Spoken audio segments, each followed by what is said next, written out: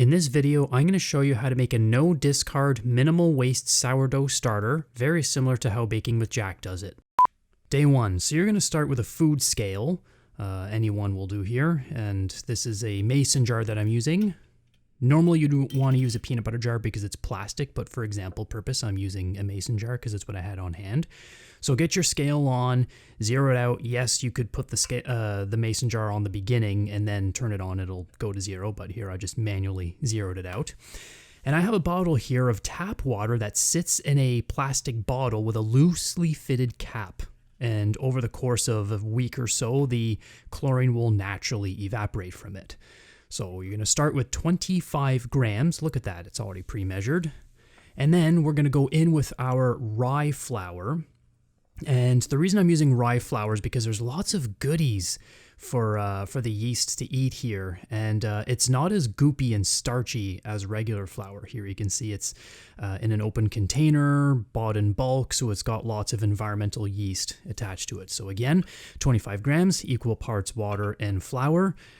Go ahead and zero it out or just get rid of the scale altogether because it's no longer needed. So I'm using a plastic IKEA knife here. It's the same I use for my own. Just give it a really good mix. I use the same knife every time. I never wash it. And here I'm showing you the texture. You can see that it's very much like clay. It's not sticky and goopy. This is why I like working with rye flour because it almost got away on me there. It's really, really easy to work with because it's not all stretchy and goopy. So here I'm just making it level and flat. It makes it easier to track the growth of it when it's flat instead of one big ball. Here you can see it's nice and relatively even, easy to monitor. So now we're just going to go ahead and get it loosely fitted. I'm not screwing it tight. We still want air to escape because gases will be produced. Just loosely fitted. You're done. Go ahead and set that somewhere where it will not be disturbed for 24 hours and it is off to bed.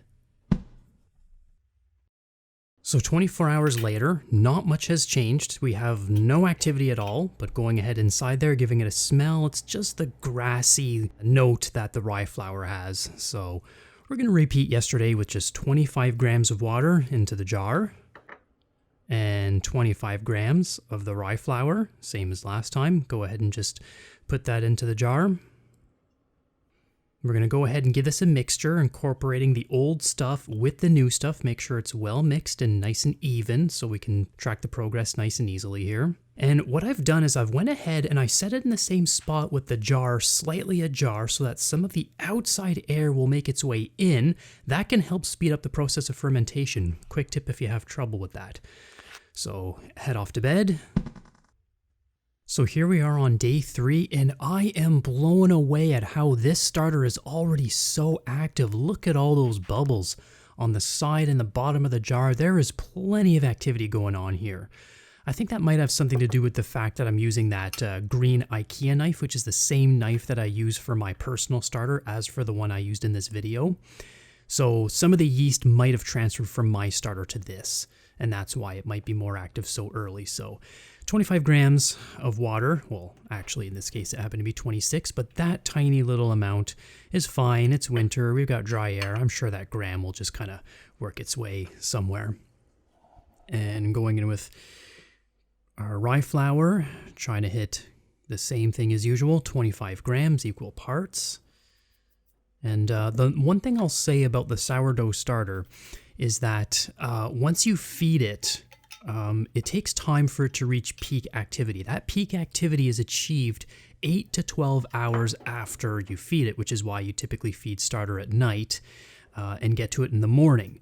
So once you feed your starter, you don't want to make bread right away. You want to wait the 8 to 12 hours, and you know it's fully active when it doubles in volume after 8 to 12 hours.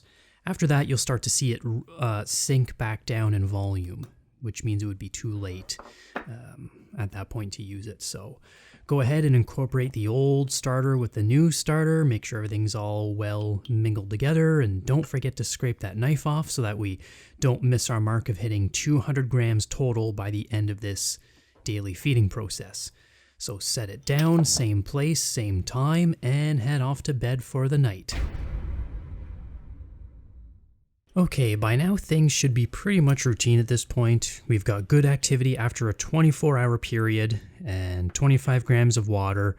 Onto our rye flour, we're going to measure out the same amount, 25 grams.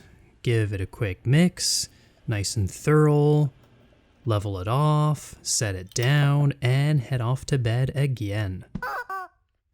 Here we are, the final day. So by day 5, your starter should be complete. Actual results may vary. So here we have a whole bunch of bubbles, we've doubled in volume, we have great activity, we're ready to start making bread.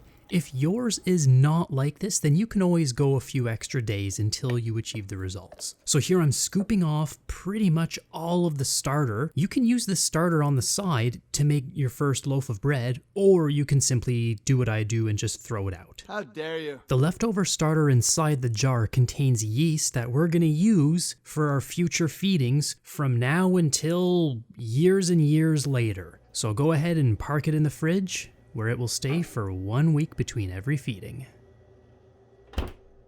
1 week later. So we're going to do a bulk feeding the week after, and this is the night before making bread. I have my old and new starter to see how they compare against each other.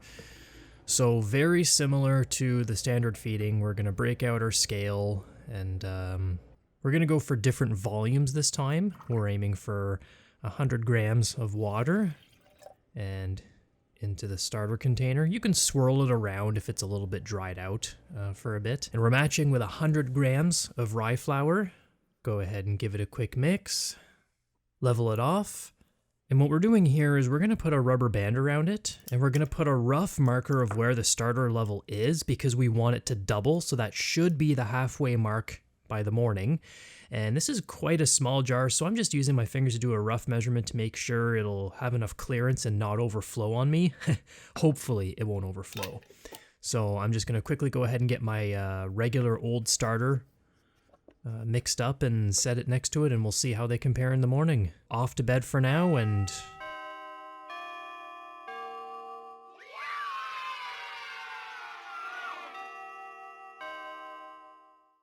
as you can see, both starters have successfully doubled in volume, and congratulations, you now have a sourdough starter of your own. You're now ready to start your journey in the wonderful world of sourdough bread making.